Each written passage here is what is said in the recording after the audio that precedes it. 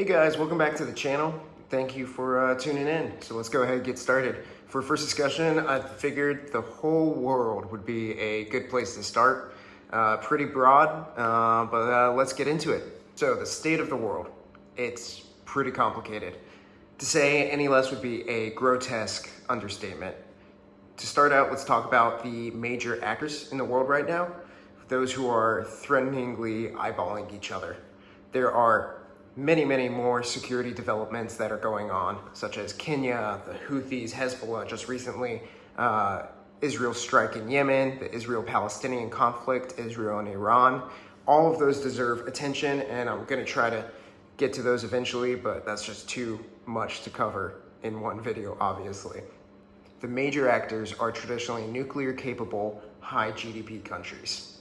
This isn't a firm rule or anything, but it is the majority of those countries who have a lot of power and who make a lot of the decisions in the policy of what goes on in the world.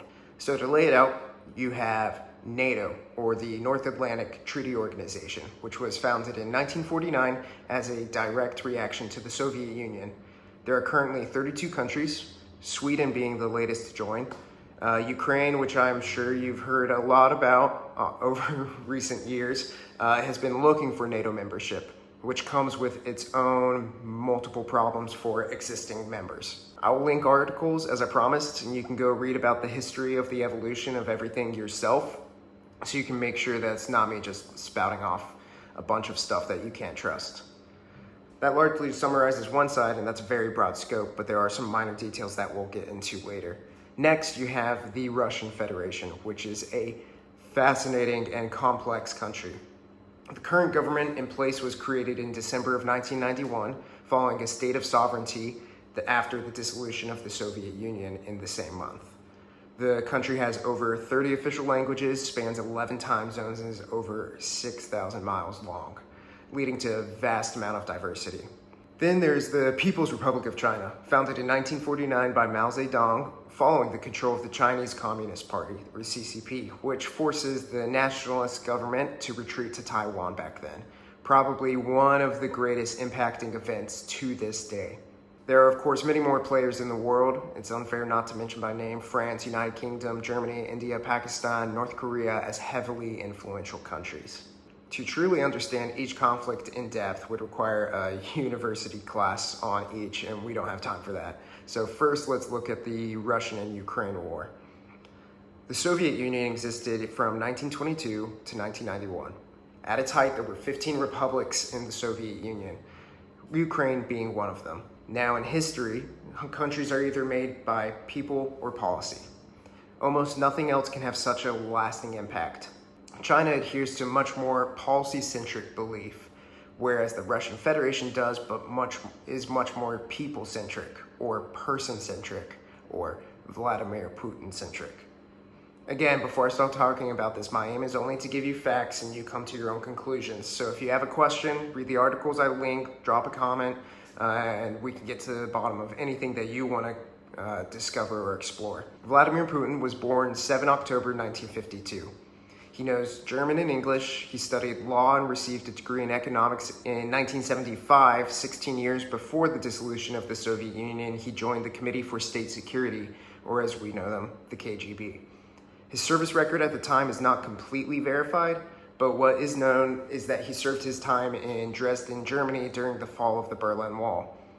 Once there was an attempted coup against Mikhail Gorbachev, he chose what side he was going to be on, though it was an internal struggle, it's believed. Self-proclaiming to leave the intelligence service in 1991, Putin joined staff at St. Petersburg to become an international affairs advisor. So he's been heavily ingrained in foreign policy in Russia for a long time. He would continue on a gambit of elected positions until he was elected by one of 3 deputy prime ministers in 1999. In December of 1999, Boris Yeltsin, the current president at the time of the Russian Federation, resigned unexpectedly, vaulting Putin into the acting president of the Russian Federation. He served until 2008. Now, Russia does have an element of term limits, but Putin did manage to serve as a de facto ruler as prime minister, not president during that time, and then was reelected following.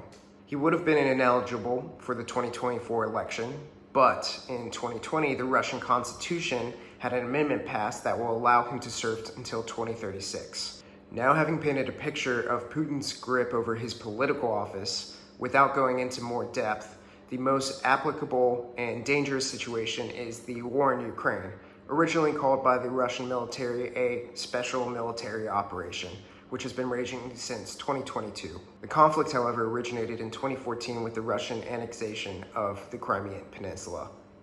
This is a part where I'm sure Russian bots will come for me, and it's been confirmed that Russian troops were directly involved in this conflict, though they expressly deny that back in 2014. That is a hard and fast fact, not an opinion. The question that lingers is, what does Putin want? The only person that can truly answer that is Putin himself and maybe his close counsel, but that also changes all the time. Many believe that he fervently believes in what Russia of old was and is trying to rebuild the elements of the Soviet Union. And it's not an invasion in his eyes, but rather reclaiming and rebuilding what he never saw as a different country, just parts of it separated. That ties nicely into another growing conflict, which is Taiwan. Taiwan is an almost 14,000 square mile island about 100 miles off the coast of mainland China. As we established earlier, Taiwan is where the nationalist government led by Chiang Kai-shek fled in 1949. Since then, Taiwan itself has had many forms of government, officially now known as the Republic of China, or ROC, versus the People's Republic of China, PRC. Now, China has one of the most fascinating and rich histories to exist. The United States pales in comparison for how far back that China goes. China was originally one of the cradles of civilization. For ages, China closed its doors to most of the outside world because it had nothing that could compare to the technological advancements that it already maintained. So there was no reason to venture further. So how does that glorious China play into the China we see today?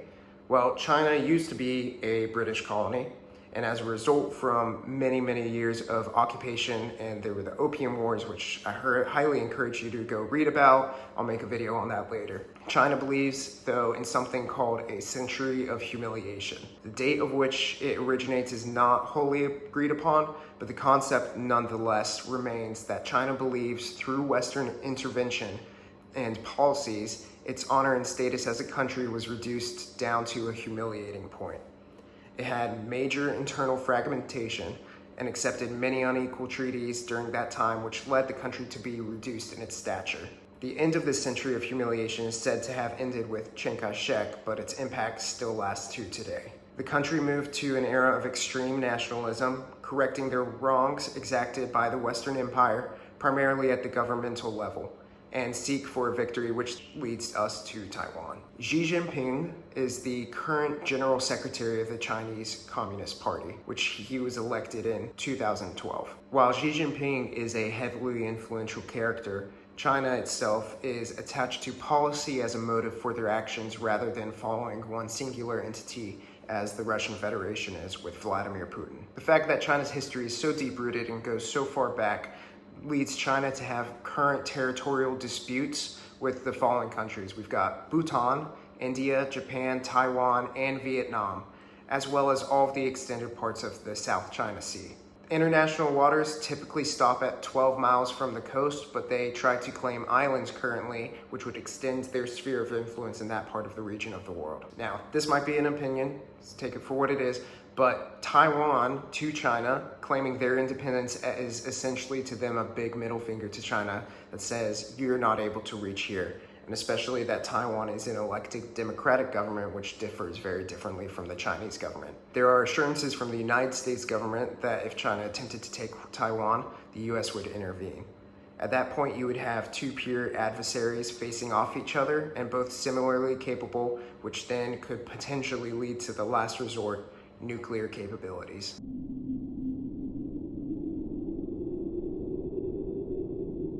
At which point, as a general or president, do you watch your troops dying and decide that that's enough and you want to obliterate their entire air defense system or an entire naval fleet? That's a question that both sides have undoubtedly run through. And the terrifying fact is that answers beyond never result in nuclear war and subsequently a global holocaust. Taiwan is currently protected by the Taiwan Relations Act, which requires the United States to have a policy to, and this is a quote from it, to provide Taiwan with arms of a defensive character. That could or could not mean troops on the ground necessarily, but the US would be viewed as weak if they didn't commit. If China made a move against Taiwan, the floodgates would be open for a bigger conflict. The time we are in now, until 2028, are the heightened and most dangerous times for a potential conflict. And those are also raised by the United States transition with the upcoming election and the coming 100th anniversary of the PLA centennial. A conflict between near peer adversaries is something that nobody wants, especially when those nations are nuclear capable. Everybody understands hypothetically what a nuclear war looks like, and the threat of that is that nobody wins in that situation, i.e. the threat of mutually assured destruction. So the question would be, would the conflict limit itself in the capabilities of each other's militaries and through conventional means, i.e. land, sea, air, space, and cyber domains? Or at some point, if either entity is losing, does it condone them to then move to nuclear weapons? The United States has started to move its semiconductor reliance to home in the creation of plants, lowering its reliance on Taiwan, but that leaves a messy and complicated foreign policy situation that nobody really understands what it would look like until the time came. To wrap it up, the world is linked like never before, and every conflict, no matter how small, has an effect on the entire globe. In an era of heightening nationalism and calls from nations to remove themselves from others, the reality is that economic, political, and military landscapes have changed forever, and at this point there is no going back to the world that was. The problems of the world are everyone's problems, so the greatest promotion of peace is the hopeful collective governance and management of the world through coordination of all nations working together. But that is something that has not been wholly achieved, but is something that is strivable. As I said, this was very broad, but thanks for tuning in. In future videos, I'll get much more specific for this. And again, if there's anything that you want to see touched upon specifically, just let me know in the comments. But thanks for watching. Please like and subscribe, and I'll catch you later.